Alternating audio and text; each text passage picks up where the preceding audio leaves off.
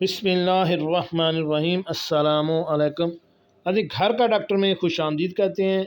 آج کی ہماری اس ویڈیو کا موضوع ہے کہ تندرست اور طاقتور بننے کے لیے غذا کا یومیہ یعنی روزانہ کا شیڈول، یعنی کتنی ہم کم سے کم غذا روزانہ کھائیں تو ہم تندرست اور طاقتور رہ سکتے ہیں اور ہمارا جسم قوت مدافعت کے خلاف پیدا کر سکتا ہے۔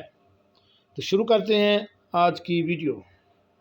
تندرست اور طاقتور بننے کے لیے غذا کا یومیہ شیڈول کچھ اس طرح ہے کہ اناج، چاول، گیہوں، مکئی، جوار اور باجرہ کی آپ روزانہ کی خوراک 450 گرام لے سکتے ہیں۔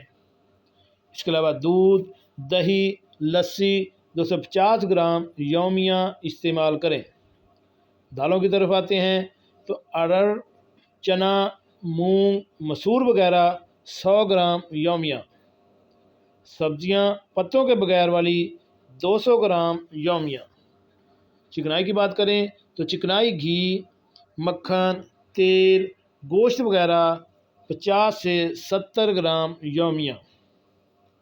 اب آتے ہیں پھلوں کی طرف تو پھل انگور، سیب، کیلا سمیت تمام موسمی پھل 50 سے 70 گرام یومیہ۔ ناظرین، یہ ایک متوازن غذا کا چارٹ ہے جس کو روزانہ کی بنیاد پر کم سے کم اتنا لازمی کھانا چاہیے۔ اس سے آپ کی صحت بھی ٹھیک رہے گی اور بیماریوں کے خلاف آپ قوت مدافعت بھی پیدا کر سکتے ہیں۔ جی ناظرین، کیسے لگی آج کی معلوماتی ویڈیو؟ ہمارے چینل گھر کا ڈاکٹر کو سبسکرائب کریں اور ساتھ بیل آئیکن کا بٹن بھی پریس کر دیں۔